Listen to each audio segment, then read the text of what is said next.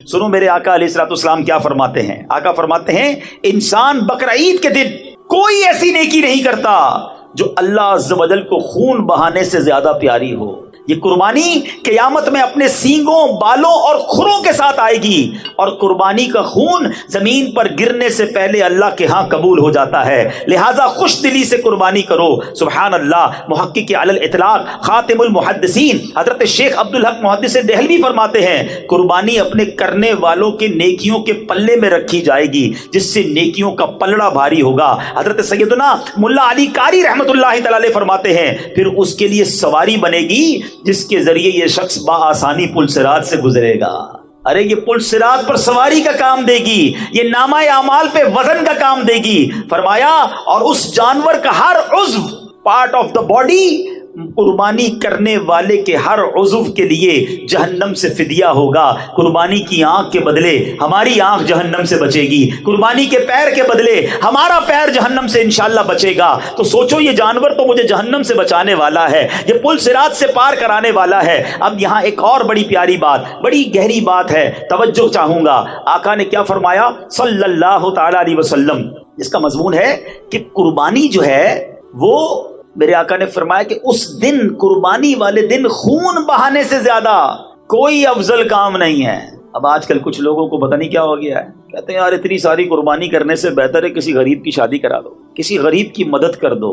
अरे भाई हम ये सारे काम, चाहे किसी की मदद करें, किसी का इलाज करवाएं, किस लिए करते हैं? अल्लाह की रिजा के लिए ना, सवाब के लिए। सवाब के बारे में मैं ज्यादा जानता हूं, आप ज्यादा जानते हैं कि नबी पाक अलैहिस्सलाम जानते हैं। आका फरमा रहे हैं उस दिन, कुर्बानी के दिन, इससे ज्यादा कोई अच्छा काम नहीं है अल्लाह के नजदीक कि उसकी राह में खून बहाया जाए, कुर्बानी की जाए। तो जब नबी पाक फरमा रहे कि कुर्बानी करना उस दिन सबसे अफजल है, तो हमने कुर्बानी ही करनी है, वो सबसे अफजल है। ठीक है, कुर्बानी का जानवर कुर्बान करें, गरीबों का इलाज भी कराएं, किसने मना किया है? मगर एक नेकी के काम को, एक वाजिब काम को बंद करके ये ना जाने क्यों ये चीजें याद आती हैं।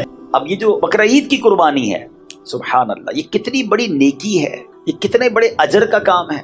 इसको फॉर्मेलिटी समझ के ना किया करें, अरे क्या करें भाई बकरीद आ गई, करनी पड़ेगी कुर्बानी, साल पूरा हो गया पैसे निकालने ही पड़ेंगे। नहीं, ये बहुत बड़ी सादत है, नसीब वालों को मिलती है। और इसका अजर क्या है, मैं आपको एक वाकया सुनाता हूँ। हजरत सैयदना अहमद बिन इसहाक अलैहि रहमतुल्लाहि रज़्ज़ाक फरमाते कि मेरा भाई बावजूद गुर्बत के रिज़ाए इलाही की नीयत से हर साल बकरीद में कुर्बानी किया करता था। उसके इंतकाल के बाद मैंने उस ख्वाब में देखा कि कयामत बर्पा हो गई है और लोग अपनी अपनी कब्रों से निकल आए।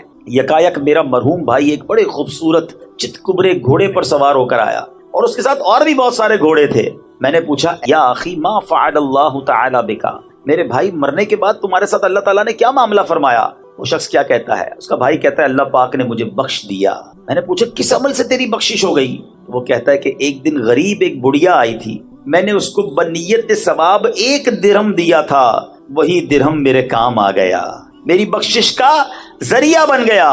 मैंने पूछा भाई ये घोड़े इतने सारे तेरे पास क्यों हैं? वो कहता है ये सब मेरी बकरीद की कुर्बानियां हैं और जिस घोड़े पर मैं सवार हूं ना, ये मेरी सबसे पहली बकरीद की कुर्बानी थी। मैंने पूछा आज़म किधर का है, जाना किधर है? कहते जन्नत में जा रहा हूँ। सुभान अल्लाह। और उसके बाद वो मेरी नजरों से ओझल हो गया। इंशाअल्लाह मेरे मीठे इस्लामी भाइयों, जो रकम जो अल्लाह की राह में खर्च अल्लाह की रिजा के लिए किया होगा ना, वो बड़ा काम आएगा, वो नामा अमाल पे बड़ा वजनदार होगा। मगर शर्त ये है कि वो अमल अल्लाह की रिजा के लिए किया हो, लोगों को दिखाने के लिए नहीं, अपनी वाह के लिए नहीं, अल्लाह की रिजा के लिए अगर खर्च करता है कोई या कोई भी नेकी करता है वो बड़ी मकबूल है। और दूसरी बात इस वाक़े से सीखने को क्या मिली कि इंशाअल्लाह ये जो कुर्बानियां हैं ना, ये अल्लाह ने चाहा तो जन्नत में जाने की सवारी बन जाएगी। और आइए मैं आपको हदीस सुनाता हूँ। ये जो कुर्बानी करने वाले हैं, सुनो कितना मुबारक काम है। अल्लाह के हबीब अलैहिस्सलाम फरमाते हैं कुर्बानी करने वाले को कुर्बानी के जानवर के हर बाल के बदले में 1 नेकी मिलती है। कभी सोचा कितने बाल होते हैं बकरे पर, गाय पर? हर बाल के बदले 1 नेकी मिलती है।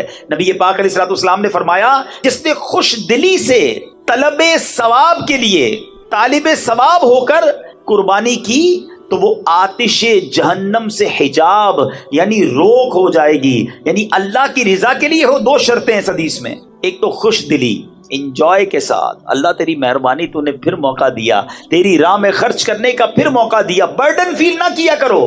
کچھ لوگوں کی بڑی عجیب عادت ہوتی ہے، عبادت بھی کرتے ہیں اور بوجھ کے ساتھ کرتے ہیں. کیا کریں یار، اب رمضان آ گئی، تراویح پڑھنی پڑے گی. ارے اس کو تم بوجھ سمجھ رہے ہو یار، سال گزر گیا، اب زکوٰۃ دینی پڑے گی. ایک جگہ میں بیٹھا تھا، تو عجیب سی بات کی، کہتے ابھی بھائی کاروباری لوگوں کا سب سے بڑا خرچہ، جن کے پاس پیسہ زیادہ ہے نا، ان کا سب سے بڑا خرچہ ہی زکوٰۃ ہے. میں نے کہا یار اللہ کے بندو، زکوٰۃ تو خوش دلی سے دو، اس کو برڈن کیوں سمجھ رہے ہیں؟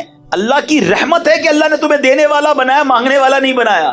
تو کبھی بھی کسی عبادت میں بوجھ فیل نہ کریں، انجوائے کریں، خوش دلی کے ساتھ کریں.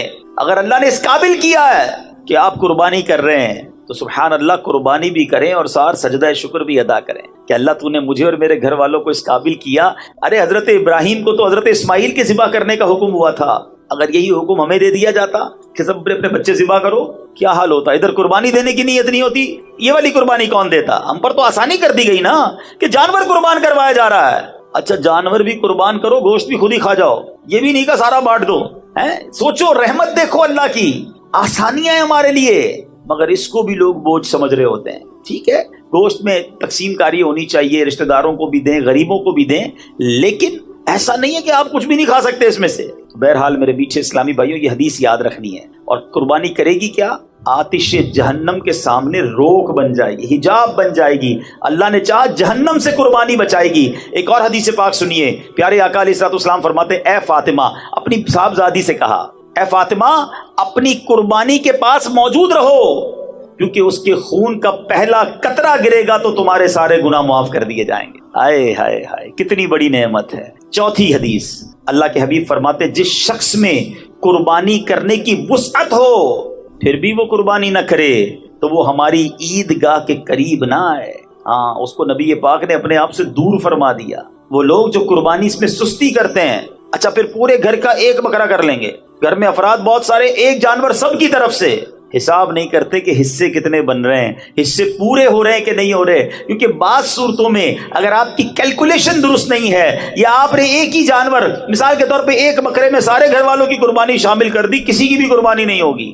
آپ کو یہ باقاعدہ سیکھنا ہوگا کہ کس طرح حصوں کی تقسیم ہوگی. یہ ایک واجب کام ہے، اس کے احکام بھی تو جانیے نا. یہ تو کسی ایکسپرٹ سے پوچھتے ذرا بتاؤ بھائی دانت کیسے دیکھنے ہیں، جانور کون سا لینا چاہیے، مگر اس کی قربانی کرتے وقت نیت کیسے ہوگی، اس کی اجازت کیسے ہوگی، جانور کی عمر کتنی ہونی چاہیے، یہ کون معلوم کرتا ہے. تو خدا را یہ واجب کام پراپر طریقے سے شریعت کے تقاضوں کے مطابق کریں، خوش دلی کے ساتھ کریں، سعادت سمجھ کر کریں. اللہ نے چاہا یہ آپ کے لیے بہت زبردست نیکی ہو جائے گی. ایسے کچھ لوگ ہیں جن کو ایسے موقعوں پر ہی چیزیں یاد آتی ہیں، ارے یار حج پر بہت سارے لوگ جاتے ہیں، بڑا خرچہ ہو جاتا ہے، یہ خرچہ بچا کر دوسرا کام کرنا چاہیے، ربیع الاول کی لائٹنگ نہیں کرنی چاہیے، یہ والا کام کرنا چاہیے. اپنی بچی کی شادی پر کروڑ روپے کا فنکشن کرتے ہوئے یاد نہیں آتا کہ غریب کی شادی کرا دینی چاہیے. تو بہرحال جو نیکی کا کام ہے وہ ضرور کرنا چاہیے، اور ساتھ ساتھ غریبوں کی مدد بھی دل جان سے کرنی چاہیے. تو بہرحال میرے بیچ اسلامی بھائیوں، یہاں یہ بات کلیریفائی ہو گئی کہ یہ پل صراط کے لیے سواری بنے گی. اچھا اس میں بھی ایک بات سمجھ لو، اب جانور تگڑا ہوگا، جاندار ہوگا تو سواری بھی اچھی ملے گی نا. تو اچھا جانور خرچ کیا کرو، اللہ نے دیا ہے تو بہترین جانور لینا چاہیے. اللہ کی بارگاہ میں دل دیکھا جاتا ہے. ہاں نیت یہ ہو کہ ذرا پتہ چلے میمن سوسائٹی میں ہمارا جانور کتنا بڑا آیا ہے، صاحب جی کتنے پیسے والے ہیں. اگر یہ نیت ہے تو پھر تو ثواب بھی نہیں ملے گا. اللہ کی رضا کے لیے بہترین منڈی کا جانور لیں. بلکہ میں تو ایک اور مشورہ دیتا ہوں، اپنے گھر میں جو بھی بہترین جانور لو نا، اگر 2-3 لیتے ہیں تو سب سے بہترین جانور نبی پاک کے نام پر قربان کریں. کیا پیش کریں جانا، کیا چیز ہماری ہے، آقا یہ دل بھی تمہارا ہے، یہ جان بھی تمہاری ہے. دیکھو ہمارے آقا نے ہمارے نام پر جانور قربان کیا تھا، یاد ہے؟ ہاں حجۃ الوداع کے موقع پر نبی پاک نے امت کے نام پر قربانی کی. تو اے امتیوں، تمہیں بھی نبی پاک کو یاد رکھنا ہے. جو نہ بھولا ہم غریبوں کو رضا، یاد اس کی اپنی عادت کیجئے. نبی پاک کو ہماری قربانی کی حاجت نہیں، ان کو گوشت تھوڑی پہنچے گا. یہ محبت کا اظہار ہے، گوشت تو پھر بھی ہمارے پاس ہی رہ جانا ہے. تو بہرحال قربانی کریں، خوش دلی کے ساتھ کریں، اچھی نیتوں کے ساتھ کریں. قربانی کا جانور بہترین لیں، اس لیے کہ یہاں اللہ کی بارگاہ میں دل دیکھا جاتا ہے کہ بندے کو مال سے محبت ہے یا اللہ کی رضا سے محبت ہے. جتنا قیمتی جانور ہوگا نا اتنا مشکل سے دل سے نکلے گا. اور جب آپ کے دل سے کوئی کام مشکل ہوتا ہے اس کا اجر بھی زیادہ ہوتا ہے، اور پھر اس کو بانٹیں غریبوں میں، تقسیم کریں رشتہ داروں میں، انشاءاللہ اس کا خوب ثواب کمائیں۔ تو قربانی جس کو اللہ نے نوازا ہے بہترین جانور کریں، اور پھر سبحان اللہ نبی پاک علیہ الصلوۃ والسلام کے نام کریں تو کیا بات ہے۔ اچھا، قربانی کے دنوں میں جو قربانی کرنے کا ارادہ رکھتا ہے اس کے بارے میں یہ ہے کہ ناخن، بال اور بردال، خال وغیرہ نہ کٹوائے، کیونکہ یہ حاجیوں سے مشابہت ہو جاتی ہے۔ حاجی بھی احرام پہن کے یہ سب چیزیں نہیں کرتے، تو حجامت وغیرہ نہ کروائے تو انشاءاللہ اس کی برکتیں ملیں گی۔ اور جو قربانی نہیں کرتا وہ بھی غریب ہے بیچارہ، نہیں کر پاتا، تو علماء کہتے ہیں اگر وہ بھی یہ اعمال ان دنوں میں کر لے، ذوالحجہ کے 10 دنوں میں، تو انشاءاللہ اس کو قربانی کا ثواب بھی مل جائے گا۔ تو یہ کام کرنا چاہیے۔ اور سبحان اللہ، بلکہ مفتی صاحب فرماتے ہیں کہ جو قربانی نہ کر سکے عشرے میں، یعنی ذوالحجہ کے ابتدائی 10 ایام میں حجامت نہ کرائے، بقرعید کے دن یا بعد نماز عید حجامت کرائے تو انشاءاللہ قربانی کا ثواب کمائے گا۔ اچھا، اب یہاں پر ایک دو باتیں مزید قربانی کے لیے عرض کر دوں، پھر انشاءاللہ اس کے بعد میں حضرت اسماعیل علیہ السلام اور حضرت ابراہیم کا وہ واقعہ سنانا چاہتا ہوں، تاکہ ہمارے بچوں کو یہ پتہ تو چلے کہ قربانی واجب کیوں ہوئی تھی، یہ یاد کس کی ہے، یہ واقعہ کیا تھا۔ اللہ اکبر، جتنی بار اس واقعے کو پڑھیں آنکھوں میں آنسو آ جاتے ہیں، دل بے قرار ہو جاتا ہے کہ یہ کیسے لوگ تھے، اللہ کی رضا پر کیسے راضی تھے، کتنی بڑی قربانی کے لیے وہ تیار ہو گئے، اور آج ہمیں چھوٹی سی قربانی دینے میں لوگوں کے دلوں پر بوجھ آ جاتا ہے۔ تو بہرحال میرے پیچھے اسلامی بھائیوں، قربانی کی جو دعا ہے نا، یہ انشاءاللہ آپ کو دعوت اسلامی کے جو رسالے ہیں مکتبۃ المدینہ کے، اس میں مل جائے گی، مگر مجھے بہت پسند ہے۔ عربی دعائیں یاد کر لو اور اس کو ترجمے کے ساتھ یاد کرو۔ آئے ہائے، اس دعا کے ذرا معنی سنو۔ اللہ کرے کہ مجھے تو وہ بی بی فاطمہ سے جو نبی پاک نے فرمایا نا کہ اے فاطمہ قربانی کے پاس رہنا، پہلا قطرہ گرتے ہی تمہارے پچھلے گناہ معاف کر دیے جائیں گے۔ اب یہ دعا کیا ہے؟ وہ دعا یہ ہے، انی وجہت وجہی للذی فطر السماوات والارض حنیفا وما انا من المشرکین ان صلاتی ونسکی ومحیای ومماتی للہ رب العالمین لا شریک لہ وبذالک امرت وانا من المسلمین۔ کیا ترجمہ ہے اس کا؟ یہ تو ویسے بھی پڑھنے والی دعا ہے۔ ترجمہ کیا ہے کہ میں نے اپنا منہ اس کی طرف کیا جس نے آسمان و زمین بنائے، ایک اسی کا ہو کر، اور میں مشرکوں میں نہیں۔ بے شک میری نماز اور میری قربانیاں اور میرا جینا اور میرا مرنا سب اللہ کے لیے ہے، جو رب سارے جہان کا، اس کا کوئی شریک نہیں۔ مجھے یہی حکم ہے اور میں مسلمانوں میں ہوں۔ اللہ اکبر۔ جب اس کیفیت میں بندہ قربانی کرے کہ اللہ میرا جینا، میرا مرنا، میری نماز، میری قربانی سب تیرے لیے ہے، اللہ ان کیفیتوں کے ساتھ قربانی کرنا آپ نصیب فرمائے۔ تو بہرحال میرے میٹھے اسلامی بھائیوں، اب چلتے ہیں یہ قربانی شروع کہاں سے ہوئی۔ حضرت ابراہیم علیہ السلام بڑی عظیم ہستی ہیں، یاد رہے حضرت ابراہیم کو ابو الانبیاء کہا جاتا ہے۔ یہ وہ نبی ہیں کہ ان کے بعد جتنے انبیاء آئے سب کے آپ والد ہیں۔ آپ کو ابو الرحیم بھی کہا جاتا ہے، ابراہیم ابو الرحیم بھی کہا جاتا ہے۔ وہ کیوں؟ کہ آپ جو ہے بڑے مہمان نواز تھے، روزانہ دسترخوان پر آپ کو کوئی مہمان چاہیے ہوتا، جب تک مہمان نہ ملتا آپ کھانا نہیں کھاتے تھے۔ مہمان نوازی بھی آپ کے دور سے شروع ہوئی۔ اب آپ کو بیٹے کی تمنا تھی، آپ اللہ کی بارگاہ میں دعا کرتے تھے، اے اللہ مجھے بیٹا عطا کر دے۔ اچھا، آپ 99 سال کی عمر تک بے اولاد تھے، 99 ایئرس کی ایج۔ چلو تھوڑا سا یہاں ایک درس دے دوں، کئی لوگ ملتے ہیں کہتے ہیں اولاد نہیں ہے، اور پھر مایوسی کی باتیں کرتے ہیں، میں تو نماز پڑھتا ہوں پھر بھی اولاد نہیں ملتی، حج کر کے آیا پھر بھی اولاد نہیں ہے۔ معاذ اللہ، اللہ کی رضا پر راضی نہیں ہے۔ ایک بات یاد کر لو، اگر رب نے کچھ نہیں دیا نا تو یہی میرے لیے بہتر ہوگا۔ کیا پتا تمہارے نصیب میں ایسی اولاد ہو جو تمہیں مار کے گھر سے نکالتی ہے۔ بعد میں ماں باپ کہتے ہیں نا، نہ ہی ہوتی اولاد تو اچھا تھا۔ نہیں ہوتی ایسی اولاد، کیسی نافرمان اولاد ہوتی ہے لوگوں کی۔ میرا رب اگر اسی پر راضی ہے تو راضی رہو نا۔ 99 ایئرس کی ایج ہو گئی حضرت ابراہیم کی، اولاد نہیں ہے، مگر رب سے دعا کرتے ہیں، مایوس بھی نہیں ہے۔ اور دعا کا انداز کیا تھا؟ آپ کہتے ہیں اسمع یا ایل، اسمع یا ایل۔ اسمع عربی میں کہتے سن لے، اور عبرانی زبان میں ایل کہتے اللہ کو، پروردگار کو، اے اللہ میری سن لے۔ سبحان اللہ۔ حضرت اسماعیل 99 سال میں حضرت ابراہیم کو عطا کیے گئے، اور حضرت ابراہیم نے بیٹے کا نام ہی اسماعیل رکھ دیا.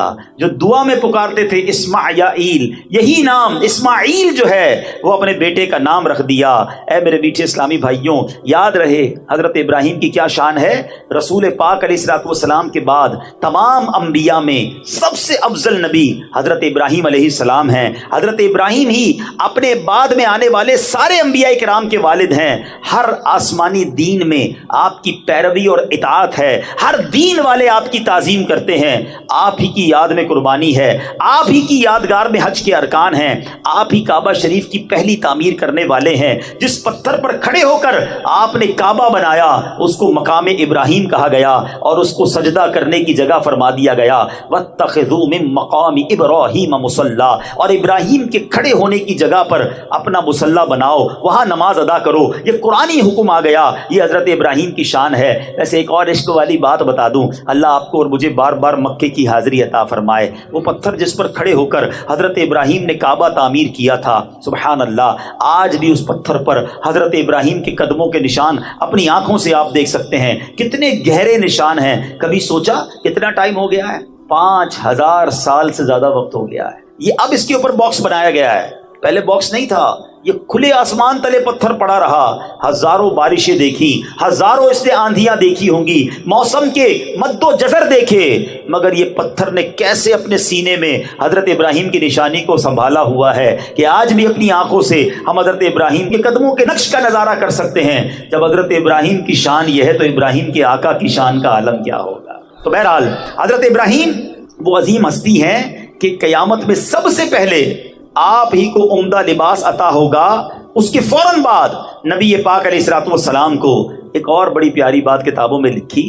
جن کے چھوٹے بچے فوت ہو گئے ہو نا، گھبرایا نہ کرو، اللہ کی رضا پہ راضی رہا کرو. اول تو وہ چھوٹے بچے مغفرت کا ذریعہ بنیں گے، مگر آج وہ بچے پتہ ہے کہاں ہیں؟ علماء فرماتے ہیں مسلمانوں کے فوت ہو جانے والے بچوں کو آپ علیہ الصلوۃ والسلام اور آپ کی بیوی حضرت سارہ رضی اللہ تعالی عنہا عالم برزخ میں ان بچوں کی پرورش کرتے ہیں. یہ بچے ان کے پاس ہیں، حضرت ابراہیم کے پاس ہیں، اور وہ ان کی پرورش فرما رہے ہیں. اللہ اکبر، یہ شان ہے حضرت ابراہیم کی. اب ذرا غور کیجئے میٹھے اسلامی بھائیوں، حضرت ابراہیم کی شان تو آپ نے سنی. کئی ایسے دنیا میں کام ہیں جن کے انوینٹر، جن کے ذریعے یہ کام شروع ہوئے، سب سے پہلے جو سٹارٹ ہوئے وہ بھی حضرت ابراہیم کے دور میں کون کون سے کام ہوئے؟ سب سے پہلے آپ ہی کے بال سفید ہوئے. دنیا میں کسی کے بال سفید نہیں ہوتے تھے. حضرت ابراہیم پہلی ہستی ہیں جن کے بال سفید ہوئے. سب سے پہلے آپ ہی نے سفید بالوں پر مہندی لگائی اور قطم یعنی نیل کے پتوں کا خضاب لگایا. سب سے پہلے آپ ہی نے سلا ہوا پاجامہ پہنا. سب سے پہلے آپ نے منبر پر خطبہ پڑھا. سب سے پہلے آپ نے علیہ السلام نے راہ خدا میں جہاد کیا. سب سے پہلے آپ علیہ الصلوۃ والسلام نے مہمان نوازی کی رسم شروع کی. سب سے پہلے آپ علیہ الصلوۃ والسلام لوگوں سے گلے ملے. ہم جو معانقہ کرتے ہیں نا، یہ حضرت ابراہیم کے دور سے شروع ہوا. اور سب سے پہلے آپ ہی نے سرید، یہ جو کھانا ہوتا ہے شوربہ اور روٹی ملا کر، یہ آپ نے ہی سب سے پہلے بنائی. بہرحال اتنی عظیم ہستی ہیں، مگر آپ کو ایک خواب دیکھا آپ نے. اچھا، یہ 8ویں رات تھی ذوالحجہ کی، اور کوئی کہنے والا کہہ رہا ہے کہ بے شک اللہ عز و جل تمہیں اپنے بیٹے کو ذبح کرنے کا حکم دے رہا ہے. آپ صبح سے شام تک اس بارے میں غور کرتے رہے کہ یہ خواب اللہ کی طرف سے ہے یا شیطان کی طرف سے ہے. 8 ذوالحجہ کو پتہ کیا کہتے ہیں؟ یوم الترویہ. جو حج پر جاتے ہیں ان کو یاد ہو گیا ہوگا، یوم الترویہ 8 ذوالحجہ کا نام ہے. اس کا مطلب پتہ ہے کیا ہے؟ سوچ بچار کا دن. حضرت ابراہیم نے یہ دن سوچ و بچار میں گزارا تھا، اس لیے اس کا نام ہی یوم الترویہ پڑ گیا. 9ویں رات پھر خواب آیا. صبح یقین کر لیا کہ یہ اللہ کی طرف سے ہے. اب 9 ذوالحجہ کو کیا کہا جاتا ہے؟ یوم عرفہ، یعنی پہچاننے کا دن. آپ کو یقین ہو گیا کہ یہ اللہ کی طرف سے خواب ہے. 9 ذوالحجہ کا دن ہی یوم عرفہ پڑ گیا. اب 10ویں ذوالحجہ پھر وہ آپ نے رات کو خواب دیکھا. اب آپ نے پکا ارادہ کر لیا کہ بیٹے کو آج ذبح کرنا ہے. اس لیے 10 ذوالحجہ کے دن کا نام یوم النحر پڑ گیا. یہ تینوں نام بھی حضرت ابراہیم کی کیفیت کے مطابق، جو آپ کی کیفیت تھی وہی اس دن کا نام ہو گیا. اے میرے میٹھے اسلامی بھائیوں، حضرت ابراہیم نے اب اپنے بیٹے حضرت اسماعیل علیہ الصلوۃ والسلام سے بات کی. کیا بات ہو رہی ہے؟ بیٹا گھمانے لے جا رہا ہوں یہ نہیں، بیٹا کو چیز دلانے جا رہا ہوں یہ نہیں. 7 سال یا 13 سال عمر ہے حضرت اسماعیل کی. 99 साल की उम्र में ये बेटा मिला है। Try to understand. बच्चा जब 10-15 साल बाद पैदा हो तो पूरा खानदान ही उसका दीवाना होता है, उसके नाज उठाए जाते हैं, बड़ी मन्नतों से आया है। 99 ईयर्स के बाद औलाद हुई है और अभी 7 साल का है, या एक रिवायत के मुताबिक 13 साल का है। हजरत इस्माइल के बारे में कहा गया इसको ज़िबा कर दो, और आप अपने बेटे से बात करते हैं कि बेटा मैं तुम्हें अल्लाह की तरफ से हुक्म आया है। मगर उससे पहले क्या हुआ जरा सुनिएगा। अब शैतान ने क्या काम किया। शैतान जो है अब एक शक्ल में हजरत इब्राहिम के पास आया, क्योंकि आप अपने बेटे को लेके कहीं जा रहे थे। कहता है इब्राहिम कहाँ का इरादा है। आपने जवाब दिया मैं काम से जा रहा हूँ। उसने पूछा क्या इस्माइल को ज़िबा करने जा रहे हो। हजरत इब्राहिम अलैहिस्सलाम ने कहा क्या तुमने किसी बाप को देखा है वो अपने बेटे को ज़िबा करे। शैतान बोला हाँ मैं आप ही को देख रहा हूँ, किसी काम से जा रहे हैं। उसको तो मालूम था। आप समझते हैं कि अल्लाह अज़्ज़ा वजल ने आपको इस बात का हुक्म दिया है। हजरत इब्राहिम ने इरशाद फरमाया अगर अल्लाह अज़्ज़ा वजल ने मुझे इस बात का हुक्म दिया है तो मैं इसकी फर्माबरदारी करूंगा। शैतान ने यहाँ वसवसा डालने की कोशिश की, कामयाब नहीं हुआ। अब बीबी हाजरा के पास गया। आपको पता है आपके बेटे को कहाँ लेकर गए हजरत इब्राहिम। कब बेटे को कहीं घुमाने फिराने ले गए? कहा नहीं, वो उन्हें ज़िबा करने लेकर गए। तो हजरत हाजरा कहती क्या तुमने कभी ऐसा देखा है कोई बाप बेटे को ज़िबा करे। शैतान कहता है हाँ उन्हें अल्लाह ने इस बात का हुक्म दिया है। माँ देखो कैसी थी। बीबी हाजरा कहती है अगर ऐसा है तो उन्होंने अल्लाह की इताअत करके बहुत ही अच्छा किया है। अगर अल्लाह नहीं फरमाया ना फिर तो ये फैसला ठीक किया उन्होंने। शैतान ने देखा ना बाप हिल रहा है ना माँ हिल रही। छोटा बच्चा हजरत इस्माइल के पास चला गया। कहता है इस्माइल पता है तुम्हारे बाबा जान कहाँ ले जा रहे हैं। तो कहते हैं कि वालिद साहब अपने साथ कहीं ले जा रहे हैं। क्या तुम्हें मालूम है अल्लाह ने उन्हें हुक्म दिया है तुम्हें ज़िबा करने के लिए। जरा सोचो तरबियत का कैसा शाहकार है हजरत इस्माइल। फरमाते अगर रब ने हुक्म दिया है तो बाबा जान बिल्कुल ठीक करने जा रहे हैं, फिर मैं भी इस काम के लिए राजी हूँ। अल्लाह अकबर। अब शैतान ने देखा कोई नहीं मान रहा, बहकाने की कोशिश में नाकाम हुआ तो एक मकाम पर पहुंचा। हजरत इब्राहिम ने उसे 7 कंकरियां मारी। अगले मकाम पर पहुंचा। अब वहां फरिश्तों ने कहा हुजूर यहां भी कंकरियां मारें। हजरत इब्राहिम ने फिर कंकरियां मारी। आगे जाकर फिर एक मकाम पर उसने बहकाने की कोशिश की। अल्लाह अकबर। फरिश्तों ने हजरत इब्राहिम से कहा कि यहां भी कंकरियां मारें। हजरत इब्राहिम ने वहां भी उसे 7 कंकरियां मारी। शैतान को 3 मकामात पर जो कंकरियां मारने की यादगार है वो बाकी रखी गई है। आज भी हाजी उसी याद को करते हुए जमरे पर रमी किया करते हैं। ऐ मेरे बीच इस्लामी भाइयों, ये कैसे लोग थे, कितना यकीन था रब के वादों पर, अल्लाह की रिजा पर कैसे राजी थे। हजरत इब्राहिम ने अपने बेटे से जो बात की, जो कॉरेस्पॉन्डेंस की, वो कुरान में मौजूद है। क्या अल्फाज है जरा सुनो। हजरत इब्राहिम अपने बेटे से क्या कहते हैं। या बुनैया इन्नी अरा फिल मनामी अन्नी अज़बहुका फंजुर माज़ा तरा। ऐ मेरे बेटे मैंने ख्वाब देखा है। बाप अपने बेटे से बात कर रहा है। मैंने ख्वाब देखा तुझे ज़िबा करता हूं, अब तू देख तेरी क्या राय है। अल्लाह अकबर। किसी से ये कहा जाए कि तुझे ज़िबा करने का इरादा है, ख्वाब में हुक्म मिला है, अपना बेटा भी हो तो घर छोड़ के भाग जाए। ये कैसा बेटा है। क्या कहते हैं सुनो। कहते हैं ऐ मेरे बाप कीजिए जिस बात का आपको हुक्म होता है। खुदा ने चाहा तो करीब है कि आप मुझे साबिर यानी सब्र करने वाला पाएंगे। अल्लाह अल्लाह अल्लाह। सोचो तो सही है कैसे बाप बेटे हैं। अब हजरत इस्माइल अलैहिस्सलाम ने अपने वालिद से बड़ी कमाल की अर्ज की। कहते बाबा जान ऐसा करें मुझे जरा रस्सियों से मजबूती से बांध। ऐसा ना हो कि जब आप मुझे ज़िबा करने लगे और मैं ज्यादा हिलूं तो मेरा सवाब कम ना हो जाए। जरा मजबूती से बांधिएगा ताकि मैं हिल ना सकूं, और मेरे खून के छींटों से अपने कपड़ों को बचाइएगा ताकि इन्हें देखकर मेरी अम्मी जान गमगीन ना हो। बाबा जान छुरी जरा ज्यादा तेज कर लीजिएगा ताकि मेरे गले पर अच्छी तरह से चल जाए। मौत बड़ी सख्त होती है ना, मुझे तकलीफ ज्यादा ना हो।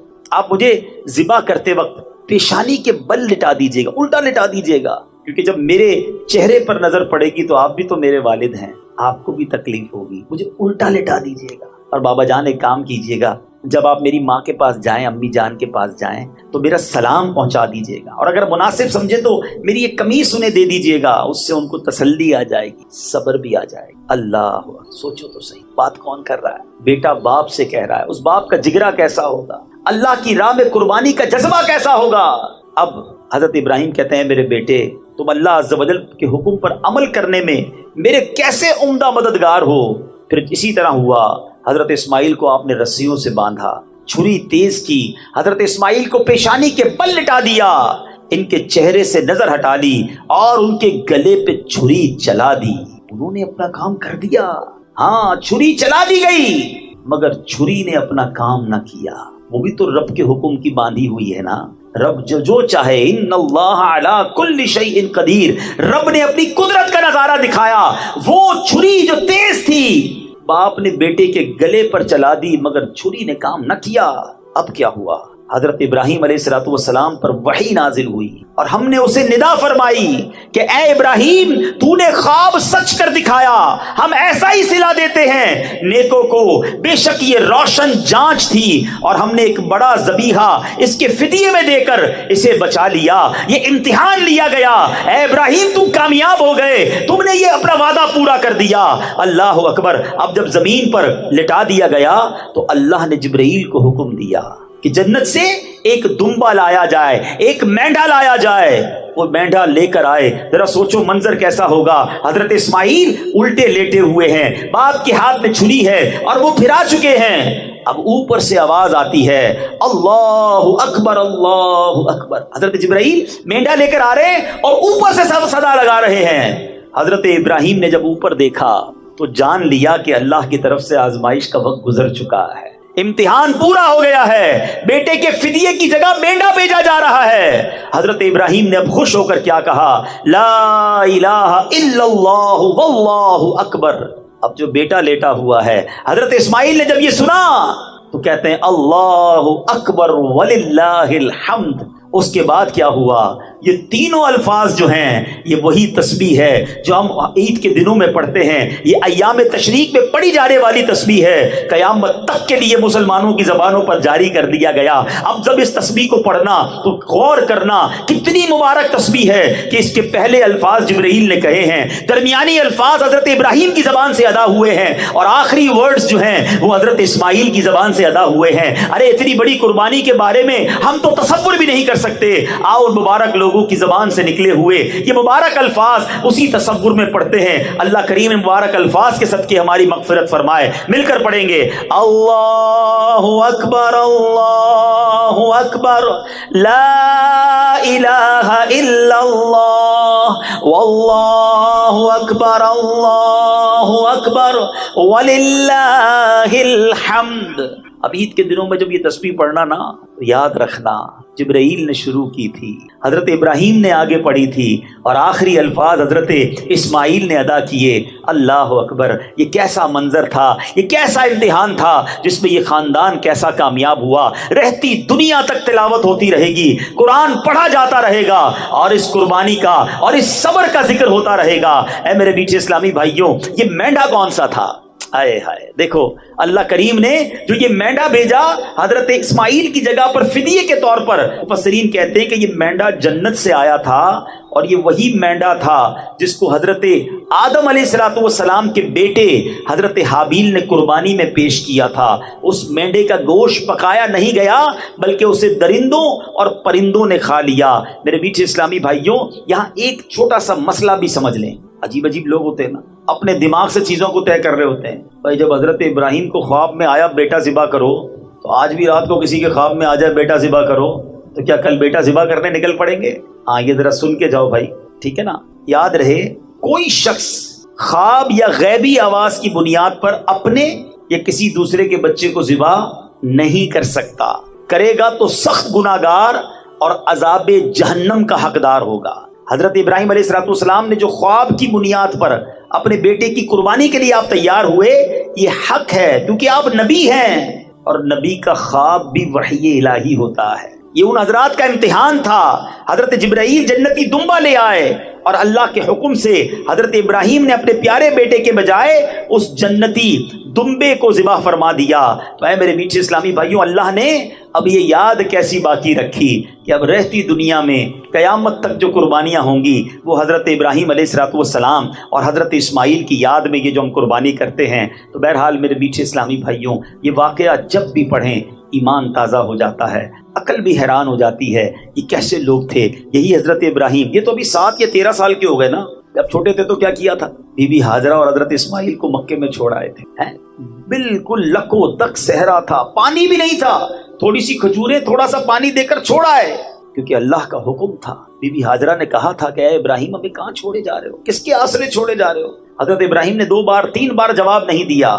بی بی ہاجرہ نے کہا کہ کیا آپ کو اللہ نے حکم دیا ہے؟ فرمایا ہاں مجھے رب نے حکم دیا. کہا اگر اللہ نے حکم دیا ہے تو بڑا کارساز ہے، وہ ہمیں ضائع نہیں کرے گا. یہ کیسی ماں تھی، یہ کیسا خاندان تھا. ارے آج اپنے گھر والوں کو چھوڑ کر کوئی تھوڑے دنوں کے لیے دین کے کام کے لیے جائے تو گھر والے نہیں جانے دیتے، پریشان ہو جاتے ہیں. یہ کیسے لوگ تھے کہ اپنے بیوی کو، اپنے بچے کو، جس بچے کو بڑی دعاؤں سے مانگا تھا، ایک صحرا میں چھوڑ کر آ گئے. مگر وہی ٹھہرنا مکے کی آباد کاری کی بنیاد بنا. وہ حضرت اسماعیل کا رونا، وہ بی بی ہاجرہ کا دوڑنا، وہ زمزم کا جاری ہونا، وہ کنویں کا ابل پڑنا، اور اس کے بعد جناب لوگوں کا مکے میں آ کر آباد ہونا. اور اب پھر مکہ جب آباد ہوا تو کعبے کی تعمیر بھی اللہ کریم نے یہ شرف حضرت اسماعیل اور حضرت ابراہیم کو عطا فرمایا. یہ جو مقام ابراہیم کی بات ہو رہی تھی، ایک اور معجزہ بتاؤں حضرت ابراہیم کا. مقام ابراہیم آپ دیکھیں، کعبہ جب ہم دیکھتے ہیں نا کتنا اونچا ہے، اتنی اونچی تعمیر کیسے کی ہوگی؟ آج کے زمانے میں تو کرین اور بہت ساری چیزیں ہوتی ہیں، بڑے بڑے پتھر اوپر تک پہنچانے ہوتے ہیں، لفٹیں لگتی ہیں.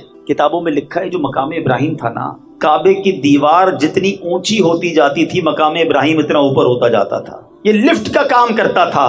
جب نیچے تعمیر کرنی ہوتی تھی یہ پتھر نیچے آ جاتا تھا. اللہ اکبر. اللہ نے اپنے گھر کی تعمیر کا کیا انتظام کیا. اچھا پھر جب اس کی تعمیر کرنی تھی ایک اور پرابلم تھی. کعبہ جو ہے وہ اٹھا لیا گیا تھا طوفان نوح کے موقع پر. اب کعبے کی ڈائمنشنز نہیں پتا تھی کہ ایگزیکٹلی کعبہ کدھر ہے جہاں بنانا ہے. حضرت ابراہیم کو حکم ہوا اے ابراہیم کعبے کی تعمیر کرو.